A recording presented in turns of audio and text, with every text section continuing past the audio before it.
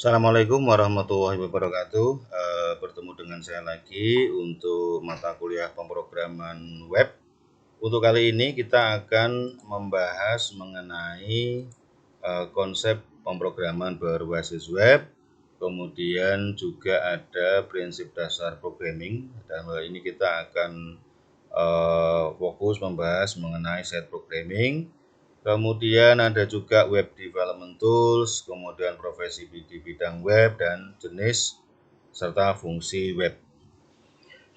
Untuk pemahaman pemrograman web, perlu diketahui bahwa pemrograman merupakan suatu usaha menulis suatu perintah atau program aplikasi sehingga komputer dapat menjalankan apa yang kita inginkan ya. Jadi kita membuat aplikasi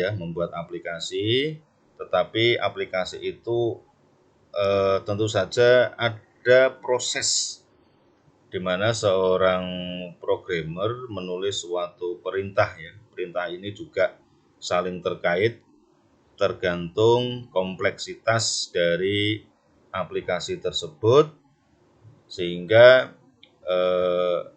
nanti ada pekerjaan-pekerjaan yang sebelumnya dilakukan secara konvensional atau manual itu akan sangat terbantu dengan program aplikasi yang dibuat oleh programmer.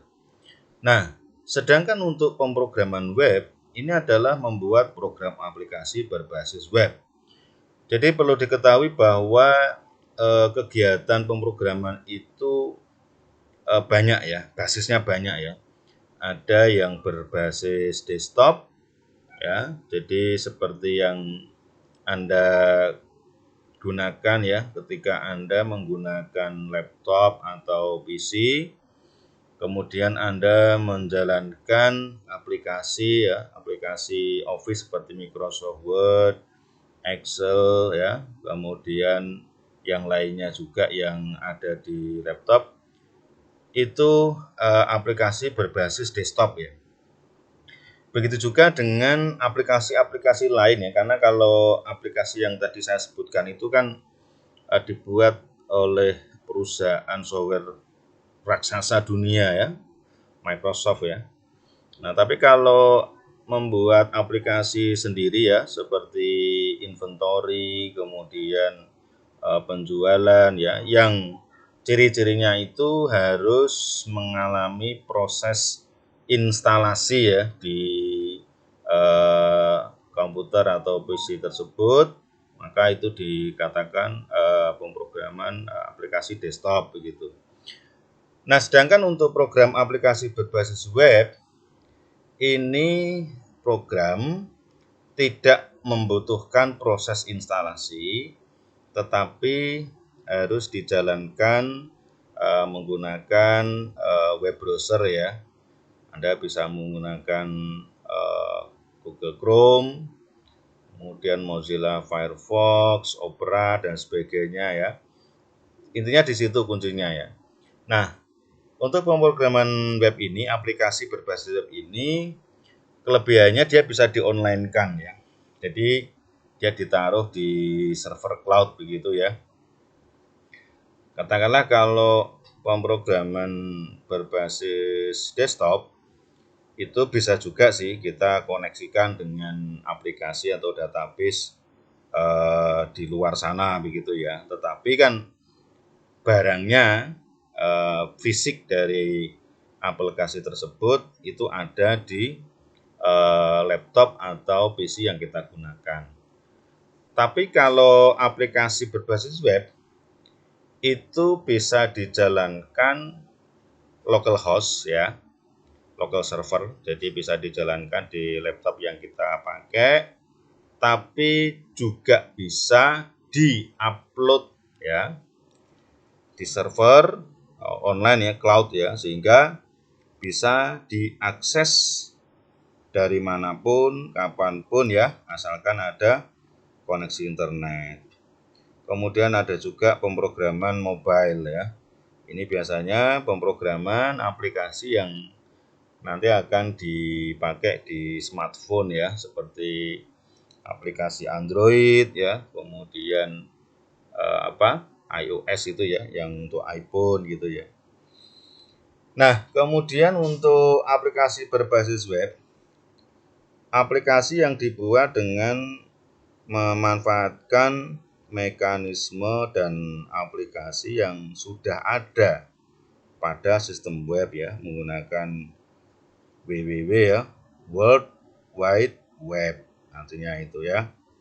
Jadi itu adalah salah satu mekanisme untuk memanggil aplikasi ini yang online begitu ya.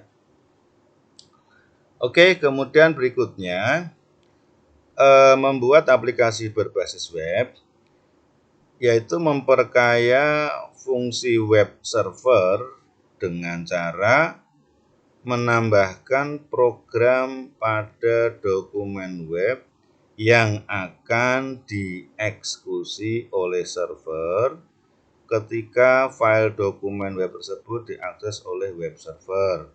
Misalnya program yang mengambil data ke basis data untuk ditampilkan ke web browser. Jadi maksudnya begini, bahasa sederhananya itu. Arsitektur dari aplikasi web itu kan ada dua ya. Web yang non database itu kita pakai HTML ya. Jadi itu hanya tampilan-tampilan biasa. Nah, sedangkan yang menggunakan database ya, server itu terkoneksi ya dengan DBMS ya. Sehingga kalau tampilan webnya itu wajahnya, nah sedangkan database itu adalah apa istilahnya ya, isi dapur istilah seperti itu ya. Atau kalau diibaratkan manusia itu yang aplikasi webnya itu adalah wajah orang, sedangkan database itu adalah lambung gitu ya. Jadi mulut itu seperti kayak inputan ya. Jadi data-data itu masuk lewat mulut, kemudian masuk ke lambung. Nah itu kan masuk ke database begitu. Sehingga nanti apa-apa yang sudah ditampung di database itu nanti juga akan ditampilkan kembali ya, sesuai dengan keinginan dari pengguna ya. Pengguna ini kan bisa pengguna level biasa atau administrator begitu ya. Kemudian juga memperkaya interaktivitas dokumen dengan cara menambahkan program pada dokumen web yang akan dieksekusi oleh web browser ketika file dokumen tersebut ditampilkan oleh web browser. Misalnya program yang mevalidasi data masukkan pada form sebelum disubmit ke web server. Ini contoh sederhananya itu seperti CAPTCHA ya. CAPTCHA Anda pernah lihat kan, jadi ketika Anda mau melakukan entry data, kemudian bagian bawah biasanya ya, itu ada semacam kode ya, berupa angka, macam-macam kalau CAPTCHA itu ya, berupa angka. Kadang seperti kayak tebak-tebakan angka ini tambah ini berapa gitu ya. Sebenarnya fungsinya apa sih? Fungsinya untuk memastikan bahwa kegiatan entry data tersebut tidak dilakukan oleh bot. Bahasanya bot. Bot itu seperti kayak robot. Nah, cuman kalau robot itu kan dia mekatronika ya. Tapi kalau ini kan script, di mana bisa melakukan spamming ya. Spamming nanti akan melumpuhkan server begitu ya. Jadi untuk memastikan itu bahwa yang mengisi adalah human, manusia ya, sehingga diberikan tebakan seperti itu ya. Karena kalau bot itu nggak mungkin ya bisa melakukan itu.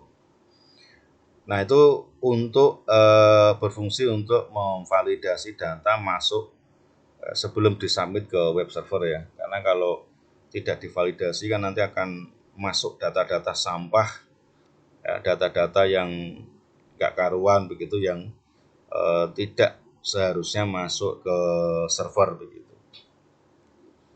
Nah, Anda perhatikan untuk cara kerja webnya, itu kan di sini ada user ya, klien ya. Ini anggap saja ini adalah kita. Kemudian dia mengakses internet ya, Nah, ini dengan mekanisme www tadi ya. Kemudian untuk masuk ke servernya dia menggunakan protokol HTTP ke web server. Kemudian di sini resources HTML filenya. Sebenarnya kan kalau kita bypass itu kan user ini sebenarnya kan mau mengakses langsung ke sini ya. Cuman kan untuk sampai ke sini kan dia harus ada tahapan, dia harus ke internet, kemudian dia internet ini sebenarnya kan dia ini berhadapan-hadapan dengan ini, dia tuh berhadapan-hadapan dengan ini. Lah ini itu posisinya ada di sini. Untuk mengakses ini itu harus melalui ini, begitu loh intinya itu. Nah,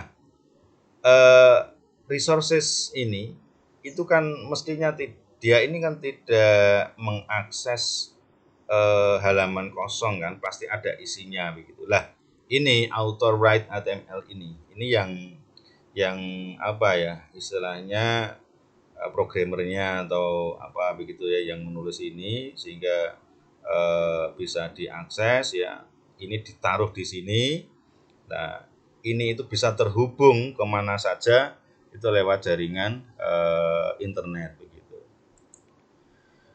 Nah, kemudian untuk aplikasi berbasis web, sistem berbasis web atau aplikasi berbasis web adalah sebuah sistem yang dibangun dengan konsep rekayasa web ya, atau istilahnya web engineering, dan diaplikasikan secara online melalui media internet. Nah, tadi sudah digambarkan ya, diilustrasikan.